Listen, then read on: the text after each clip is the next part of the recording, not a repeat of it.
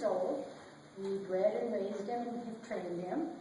He came up lame on us last May, and when we got back to Steamboat, we had him vet check, x-rays,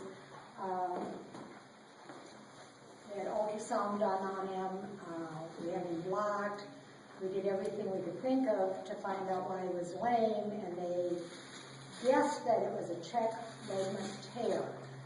And so we didn't totally confine him, but we had him on pretty much level ground in the pastures. And when it happened, he did get loose a few times and run up and down the mountain in various places. So he'd get just about where he was going good, and then something crazy would happen. But whenever he uses it too much, he ends up dead lame, and we have not been able to ride him since last May. We don't know if he did it while he was playing or while Dean was conditioning him, but we don't know what happened. We spent close to $3,000 on x-rays and tests trying to get him sound. He's balance trimmed. He has not been in shoes for probably 4 years. And we have his teeth done by Doreen Wiggins, so no power tools on his teeth. We just don't know what's going on. I've used magnets on him. I've used photonic therapy. We've done some muscle work. So we're at a loss. You. Hi, I'm April Battles with Holistic Horseworks, and there's a lot of horses out there like that with mysterious lamenesses, so I wanted to share mine and Dr. Regan Goldup's lameness checkpoints. You can look him up on my website. There's a DVD on his stuff. I've developed some other techniques. As most of you know, I do long distance reading, so I can ask the body intuitively where there's pain and what the body needs to heal. And starting with this horse, if I was to palpate down his neck, there's a lot of spasms really tight right here. If you push in the muscles, the horse should not be reactive. Your first two neck bones are not in proper alignment. That is going to affect how the rest of the body works. When you come back to here, Regan Gold has developed a front leg lameness checkpoint. Right at the bottom of this muscle, if you come directly down from here, you'll find a V. That's like a little bony V. You should be able to push in here quite firm.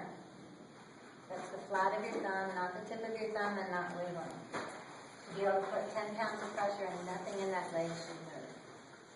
If he was to bend at the knee, it's an indicator that he has pain in the knee. If he turns the foot out, it could be in the tendon or suspensory. So that's the first place that I'm going to check. I used to do endurance. I always wanted to know that my horse could make it the next 25 miles. I'm not getting anything in there. I'm going to pick up his foot. I'm going to squeeze down in here. You can see he's sore and reactive. This is not to replace your vet diagnostics. This is just a home lameness check. You might want to do an ultrasound and see what's going on there. You should be able to squeeze the tendon and the suspensory. Your tendon's running down the back. Your suspensory is the soft tissue connected to the bone. And there shouldn't be any flinches in the horse. Okay. So there's something going on in here. When I squeeze in here, you should be able to squeeze firmly on both sides of the withers. Can you see right there where he's flinching? Okay. You shouldn't have this. On this side, this shoulder is working correctly, and on this side, his first rib is out. In my other DVD, you see where we talk about the first rib being out. So the right shoulder can't move correctly. This side is going to work twice as hard. This tendon and suspensory are going to work twice as hard, and it's going to throw back as a diagonal to this inside groin. Okay? And he's going to be tighter and more sore in here. Coming back to the hind end. Okay? Regan has developed. This is a check for your hind end. You'll see it in Dr. Regan Gold's DVD. Here's your circle. You push to the outside, that's checking the outside hock. You pull to the inside, that's checking the inside hock. So he has some soreness on his inside hock. We're going to come up to his stifle reflex point. It should spring down and come back up. Okay, that one's not so bad. Can we turn the horse around?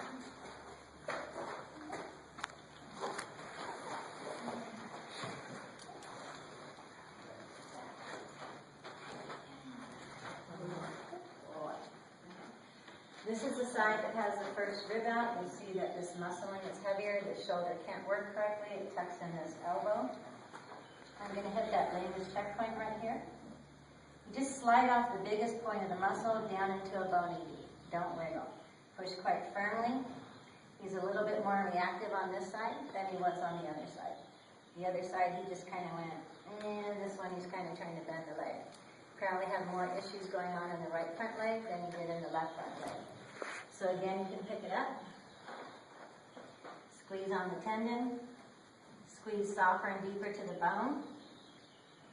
Okay, and you can see he's really sore and reactive up in here. You should always palpate both front legs so you can compare them, but he has something right in there. There you go. Right in there. That's when an ultrasound might be a good idea to see what's going on. You can use, there's a product called Draw that is amazing for tendons and suspensories that you can use in a standing rack. You really don't want to exercise the horse, deep sand, or lunge until the tendons and suspensories are non-reactive. You're going to come back here. You're going to do your big circle. Outside hawk, inside hawk. So both inside hawks are testing really sore. If the front end is not working correctly, you can't lift these ribs. They're going to be pulling the heels with the front end. Your pectorals are going to get tight, your abdominal obliques are going to get tight, and it's going to come back to the joint. If we come back here, your sacrum is right under here, so it's a bony little thing up here. If you palpate quite firmly on each side of the sacrum, you don't want to find any flinches. I'm going to go to the other side so you can see the reaction. If you're sore, right on top of here, your sacroiliac and your sacrum is sore. Your sacroiliac joint is your SI joint. It's deep and it's under here. To me, that's when a horse has done the splits in the hind end. This is a horse that to pick up the hoof for a farrier trimmer and come up here is going to be very uncomfortable. I'm trying to teach the farriers and trimmers, if you palpate here and they're very sore and reactive, they won't be fighting with you if you can get the hoof here, in the back, kind of crossed over, and here under the belly. If they're sore up here and you pull a leg out here, there's going to be a big spasm. They're going to be trying to pull their leg back. He's got soreness in both front suspensories. His withers are out. The body's not moving correctly. It's throwing extra stress to the hind end. He's tight and sore in SI joint, and then he has tightness and sore back there. So it's not just one thing of why they're lame. There's a whole bunch of things that are adding up. If I come into, I do readings, I can intuitively ask the body, I get some soreness in the knees, but I'm also coming up with heel pain. So when I pick up his hoof, if a horse has heel pain, they're not going to stride out and land heel to toe. They're going to come up with shoulder muscles and land toe to heel, avoiding the pressure on the heel. If you come into his foot, good boy. This is the crack that I don't want to see go all the way up into the coronet band. This crack should not go any deeper than this. So if I ask him if there's pain here, I get a yes. If I ask if it's navicular, I get a no. If I ask if it's bacterial, I get a yes. So it's a small minor thing, but it is going to change how the whole horse moves. I've been seeing a lot more thrush and deep bacteria affecting heel pain in the past year and a half with all the toxins that have been raining down on our earth. I have a soak that you can email me about, or it's also in my DVDs and some literature I have. It's real easy. 2/3 of a cup of Epsom salt, 2 dropperfuls of dynamite liquid trace minerals, warm water, fills 2 soaker boots. You do that for an hour for 3 or 4 days in a row, and the heel pain will be gone. And they're all homeopathic products that the body can use. So you've got, this isn't working correctly. This isn't working correctly. Throwing more stress back here.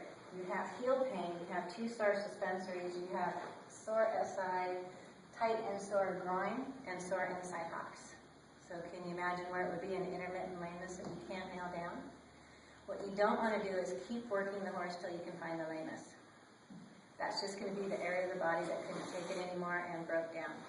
If you have watched my other YouTube videos, I have a video on side bone and how to break up that calcification. If you come down and on him and push here and here, you'll start to feel all the hardness. Wherever you see this line of hair get scruffy, you have the calcifications in it.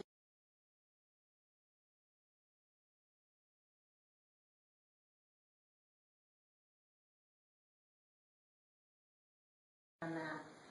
The other issues I come up with him in balancing meridians, small intestine meridian is that which is in the front feet. That has to deal with intestines. A lot of horses are building enterless and stones with hard water. And in the hind end, and asking him, his spleen is out of balance. And if you want to look up the spleen meridian,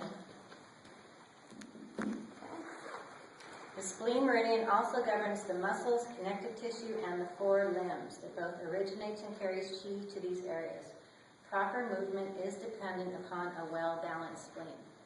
So it is not just one answer to why is a horse like that. You have so many things that have not been working at 100% that now the body just can't do it anymore. It can't compensate. So I do long distance readings. They're only $50. It lets you know viral bacterial issues, cranial sacral issues, where the body has pain, and what the body needs. Sometime in the past, he's pulled back in a halter, and up here his parietal bone isn't where it should be. All the bones on this side have shifted down. That's also going to compress the pituitary and the hypothalamus. It could be the start of uveitis, and it could be the start of IR and Cushing's in the future. So the whole package, the whole body, is really what you need to address, and that's what my readings do. I hope you enjoy this lameness diagnostics, and stay tuned. He's so cute.